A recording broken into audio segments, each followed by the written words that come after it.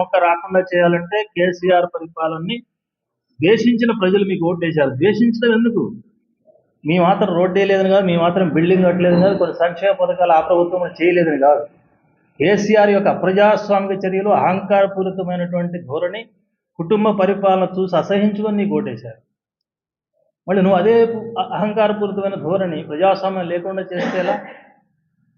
దీని గురించి అంత దుర్మార్గం చేసిన కేసీఆర్ ప్రభుత్వం కూడా నీ గురించి మాట్లాడగలిగే స్వేచ్ఛ వాళ్ళకి వచ్చింది. కేటీఆర్ రోజు మాట్లాడుతున్నాడు. ఇవాళ కేటీఆర్ ఏమంటున్నాడు? భూములు లాక్కోవడం ఏంటి రైతులు అంటున్నాడు. అసలు ఆయన ఎంత శుద్ధపూస అయిపోయాడు ఇప్పుడు. ఎవరి కేటీఆర్, ఎవరి కేసీఆర్? వీళ్ళందరూ మల్లన సాగర్లో భూములు లాక్కున్నాడు కదా. ఆ భూములు లాక్కుంటుంటే వ్యతిరేకించిన మమ్మల్ని అందరినీ తరిమి కొట్టినోడు కదా ఈ కేసీఆర్ వాళ్ళు, కేటీఆర్ వాళ్ళు.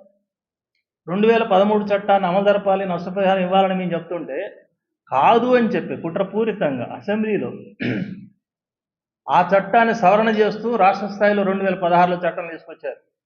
భూసేకరణలో ఉన్న కఠిన నిబంధనలను నీరుగారుస్తూ అట్లాంటి రైతు వ్యతిరేక ధోరణి భూముల విషయంలో, ప్రాజెక్టుల విషయంలో అనుసరించిన కేసీఆర్ ప్రభుత్వం, దానికి ముఖ్య నాయకుడిగా ఉన్న కేటీఆర్ ఇవాళ కాంగ్రెస్ ప్రభుత్వాన్ని ప్రశ్నించగలుగుతున్నాడు. రోజు మీరు హెడ్డింగ్లు పెట్టగలిగే అంత ప్రచారం వస్తుంది దానికి. దానికి కారణం మీరు అవకాశం ఇచ్చింది ఎవరు? ఓడిపోగానే ఒక 6 నెలల పాటు ముసుగుదన్ని పడుకున్నటువంటి కేసీఆర్ని లేదా బీఆర్ఎస్ పార్టీని నువ్వు తన్ని లేపి మీదికి తెచ్చుకుంటున్నావు. ఇప్పుడు ఈ పాపం మీ కాంగ్రెస్ ప్రభుత్వం తప్ప ఇంకోటి కాదు. నీ కాంగ్రెస్ మీద వ్యతిరేకతతో ఇంకోటి మీద ప్రేమతోటే చెప్పే మాట కాదు ఇది. ఈయన రైతుల గురించి ఏం మాట్లాడినా, ఆ రైతుల గురించి ఏం మాట్లాడినా ఇద్దరు దొంగలే, ఇద్దరు రైతులకు వ్యతిరేకమే. రైతుల భూములు లాక్కోవడంలో అందరూ ఒకటే. అదానీలు, అంబానీలు, పరిశ్రమల యజమానులు, సిమెంట్ ఫ్యాక్టరీలు వాళ్ళు ఎక్కడ ఫ్యాక్టరీ పెట్టదలుచుకున్నా, ఎక్కడ భూమి లాక్కోదలుచుకున్నా గవర్నమెంట్ అండతోటి, గవర్నమెంట్ చట్టాల అండతోటి భూములు లాక్కుంటున్నారు. చట్ట ప్రకారం వాళ్ళకి నష్టపరిహారాలు కూడా ఇవ్వట్లేదు. ఎప్పుడు ఎవడు అధికారులు ఉన్నా చేసే పని అదే. కానీ వీడు దొంగని వాడు దొంగని వీడు మాట్లాడుతున్నారు తప్ప ఇద్దరు కలిసి రైతులను దొంగలు చేస్తున్నారు. ఇప్పుడు రైతులు తప్పుడు వాళ్ళని కేసులు పెడుతున్నారు.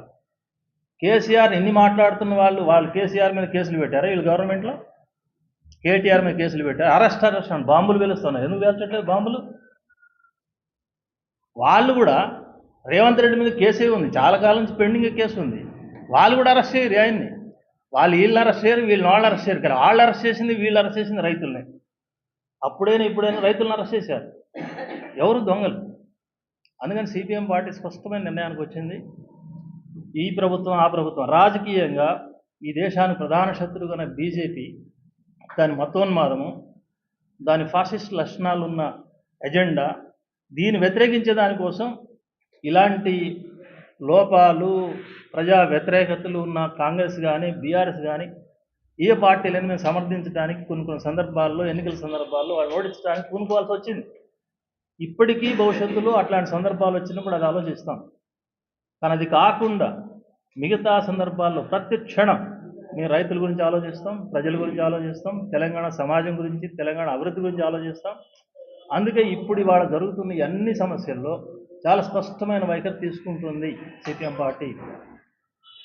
రేపు ఉదయమే మేము లగచర్ల పర్యటనకు వెళ్తున్నాం. మేమే కాదు, మొత్తం వామపక్షాలతో సంప్రదించాం.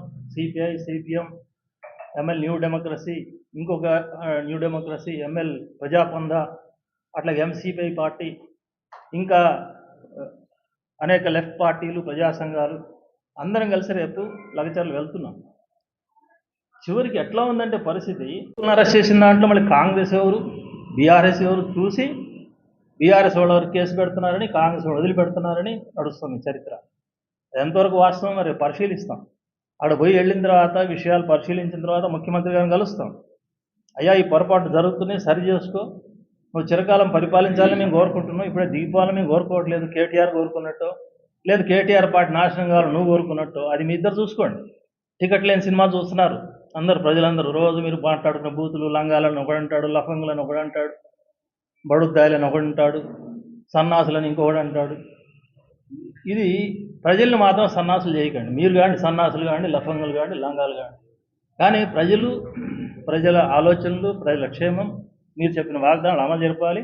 దానికోసం సిపిఎం నిలబడుతుంది, ప్రజాక్షేత్రంలోకి వెళ్తుంది.